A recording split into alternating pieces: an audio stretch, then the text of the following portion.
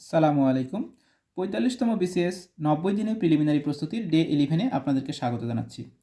English থেকে আজকে আমরা যেটা পড়ব সেটা হচ্ছে ইন্টারজেকশন এবং প্রিপোজিশন। হ্যাঁ, তো ইন্টারজেকশন অংশে যে কোনো বইয়ের মধ্যে দেখবেন খুব বেশি একটা অংশ নেই।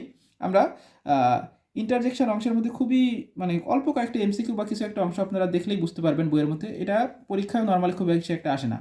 এখন প্রিপোজিশন যে অংশটা আছে দেখবেন কিছু কিছু আছে নর্মালি যে আমাদের কিছু নিয়ম জানতে হয়, হ্যাঁ, কখন অ্যাড হবে, কখন ইন হবে, কখন বাই হবে, যে কোনো বইয়ের মধ্যে কিন্তু এই অংশগুলো দেওয়া আছে। আরেকটা আছে হচ্ছে অ্যাপ্রোপ্রিয়েট প্রিপোজিশন।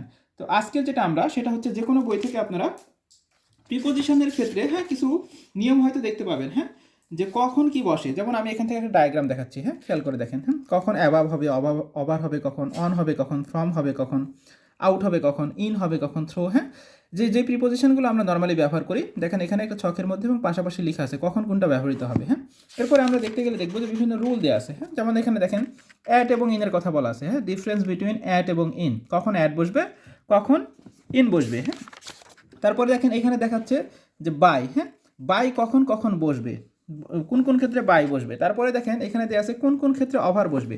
তার মানে যে প্রিপোজিশন যে অংশগুলো আমরা পড়ি বিভিন্ন নর্মালি যে প্রিপোজিশনগুলো ব্যবহার করি এখানে সাধারণ রুলগুলো দেওয়া আছে কখন কোন প্রিপোজিশনগুলো বসবে।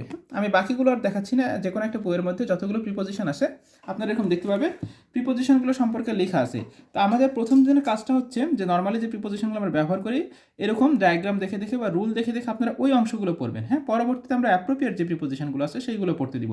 এরপরে দেখেন সমাবেশ। গতকালের ক্লাসে আমরা যেটা পড়েছিলাম সেটা হচ্ছে বিন্যাস। তো আমরা বলেছিলাম কি বিন্যাস সমাবেশের ক্ষেত্রে যে প্রথমে আপনারা যে কাজটা করবেন যে কি বিন্যাস আর সমাবেশ কোনটা কখন হবে। হ্যাঁ, কখন বিন্যাস হবে কখন সমাবেশ হবে সেইটা একটু পড়বেন। তারপরে খুব ভালো করে কি সূত্রগুলো দেখবেন, ওই যে গতকাল যেটা বলেছিলাম আবার রিপিট করতেছি, এনপিআর কখন হবে, এনসিআর কখন হবে, ফ্যাক্টোরিয়াল থাকলে কিভাবে লিখতে হয়। হ্যাঁ, এবং পরীক্ষায় আপনি খেয়াল করে দেখবেন বিসিএস প্রিলিমিনারিতে নর্মালি সমাবেশ থেকে প্রশ্ন বেশি বেশি আসে এবং এখান থেকে যে প্রশ্নগুলো আসে কয়েকটা টাইপ থেকে ঘুরে ফিরে প্রশ্ন করা হয়। আপনারা যদি খুব বেশি করতে না চান বা যদি কঠিন মনে হয় তাহলে ওই কয়েকটা টাইপগুলো একটু ভালোভাবে খেয়াল করে রাখতে পারেন। হ্যাঁ, ওইগুলো টাইপ করলেই ইনশাল্লাহ পরীক্ষা কমন পেতে পারেন।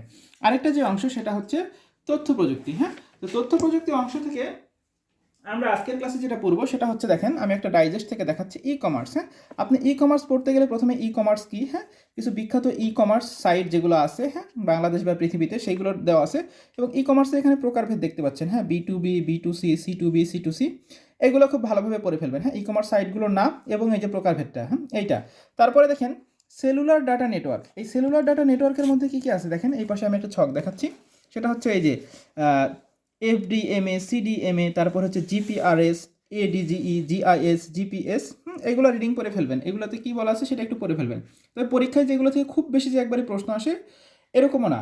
নর্মালি দেখা যায় যে নিচের যে অংশটা এখন দেখাচ্ছে খেয়াল করে দেখেন কম্পিউটার নেটওয়ার্ক, এইটা পরীক্ষার জন্য খুবই গুরুত্বপূর্ণ। এই তথ্য এবারে এই কম্পিউটার নেটওয়ার্কিং যে সিস্টেমটা এইটার অন্তর্গত দেখেন যে অংশগুলো আছে নেটওয়ার্কিংয়ের প্রকারভেদগুলো, একটা হচ্ছে পিএএন মানে কি পার্সোনাল এরিয়া নেটওয়ার্ক। তারপরে এই পাশে আমি আরও দেখাচ্ছি খেয়াল করে দেখেন এখানে হচ্ছে এলএএন লোকাল এরিয়া নেটওয়ার্ক। হ্যাঁ, তারপরে হচ্ছে MAN metropolitan area network, WAN wide area network. হ্যাঁ, তারপরে এইখানে বিশেষ করে এই যে ছকটা দেখাইলাম, হ্যাঁ এখানে এই পাশে দেখালাম পিএএন, এখানে এলএএন, এমএএন, ডাব্লিউএএন, এইটা পরীক্ষার জন্য খুবই খুবই খুবই গুরুত্বপূর্ণ। হ্যাঁ, প্রায় প্রত্যেকটা বিসিএস প্রিলিমিনারিতে প্রতি বছরই দেখা যায় শুধুমাত্র এই ছকটা থেকেই 1 মার্কসের প্রশ্ন চলে আসে। হ্যাঁ, অনেক সময় প্রতি বছর নাও আসতে পারে, তবে আমরা যদি বিগত বছর প্রশ্নগুলো দেখি প্রায় সময় দেখি এই একটা ছক থেকে 1 মার্কসের প্রশ্ন দিয়েছে, তার মানে এইটার আমাদের যা যা আছে সবই পড়তে হবে। হ্যাঁ, এরপরে দেখেন আরও কিছু অংশ এখানে আছে, যেমন হচ্ছে campus area network, data communication system, optical fibre.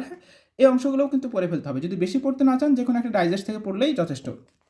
আরেকটা অংশ দেখেন এই পাশে যে হটস্পট, হ্যাঁ ওয়্যারলেস নেটওয়ার্ক বা হটস্পট প্রযুক্তি যেটা, হ্যাঁ যেটা দেখাচ্ছে ওয়াইম্যাক্স, ওয়াইফাই, এবং দেখেন এই পাশে আরেকটা অংশ আছে এর সাথে সেটা হচ্ছে কি ব্লুটুথ। হ্যাঁ, ওই পাশে দেখলাম ওয়াইম্যাক্স, ওয়াইফাই এবং ব্লুটুথ। হ্যাঁ, এইটা পরীক্ষার জন্য খুবই গুরুত্বপূর্ণ। ওই যে বললাম যেমন আপনার হচ্ছে ল্যান্ড ম্যান প্যান যেটা বললাম, হ্যাঁ personal area network, wide area network, ওই ছকটা থেকে যেরকম প্রায় প্রতি বছরই 1 মার্কসের প্রশ্ন হয়, আবার দেখা যায় এই ছকটা থেকেও প্রায় প্রতি বছরই 1 মার্কসের প্রশ্ন হয়, অথবা দুইটা ছক মিলিয়ে প্রায় প্রতি বছরই 1 মার্কস অথবা কখনো কখনো 2 মার্কসেরও প্রশ্ন হয়। তার মানে এখানে নেটওয়ার্কিং সিস্টেমের মধ্যে যে অংশগুলো আমরা যে ছকগুলো দেখলাম এটা কিন্তু পরীক্ষার জন্য খুবই খুবই খুবই গুরুত্বপূর্ণ।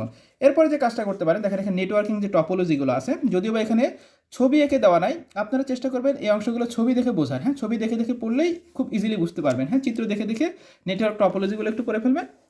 আর এখানে নেটওয়ার্ক সিস্টেমের সাথে বিভিন্ন দেখেন ডিভাইসের নাম আছে, হ্যাঁ, network interface card, modem, hub, তারপর হচ্ছে নিচের অংশে দেখবেন যে সুইচ, রিপিটার, এগুলো কোনটা কি, হ্যাঁ, কোনটা কি এবং কোনটা কিসের কাজ করে এইটা একটু ভালোভাবে বুঝবেন। হ্যাঁ, অনেক সময় সরাসরি পরীক্ষায় দেয় যে এটা যদি এরকম কাজ করে এটাকে কি বলা হয় বা এটা কি অংশ, এরকম নাম আসে। তবে ওই দুইটা ছক বিশেষ করে খুব ভালোভাবে পড়বেন, পরীক্ষায় ওই দুইটা ছক পড়লে আশা করা যায় 1 থেকে 2 মার্কস আপনি পরীক্ষায় কমন পেয়ে যেতে পারেন। হ্যাঁ, তাহলে আজকের ক্লাসে আমরা কি দেখলাম যে ইংলিশের ক্ষেত্রে আপনারা অ্যাপ্রোপ্রিয়েট প্রিপোজিশন না, তার বাইরে এমনি নর্মালি আমরা যেগুলো ব্যবহার করি সেই অংশগুলো, সমাবেশের ক্ষেত্রে যেগুলো বললাম যে গতকালের মতোই যে বিন্যাসের সাথে মিল রেখে এবং সমাবেশ থেকে পরীক্ষায় যেহেতু প্রশ্ন বেশি আসে কোনগুলো কমন টাইপ বা বারবার পরীক্ষা আসে সেই অংশগুলো, এবং তথ্য প্রযুক্তির ক্ষেত্রে দেখেন ই কমার্সের ক্ষেত্রে কিছু বলছি সেলুলার ডাটা নেটওয়ার্ক, তবে বেশি ইম্পর্টেন্স বললাম যে কম্পিউটার নেটওয়ার্কিং সিস্টেমের মধ্যে কিছু অংশ দেখাই দিলাম, কিছু ছক, এইগুলো থেকে কিন্তু পরীক্ষায় প্রশ্ন আসার সম্ভাবনা খুবই বেশি। নর্মালি দেখা যায় তো তথ্য প্রযুক্তির এই নেটওয়ার্কিং সিস্টেম থেকে আপনি প্রায় প্রতিটা বিসিএসে 1 থেকে 2 মার্কসের প্রশ্ন কমন চলে আসে, সমাবেশ থেকে প্রায় প্রতি বছরই 1 মার্কসের প্রশ্ন চলে আসে,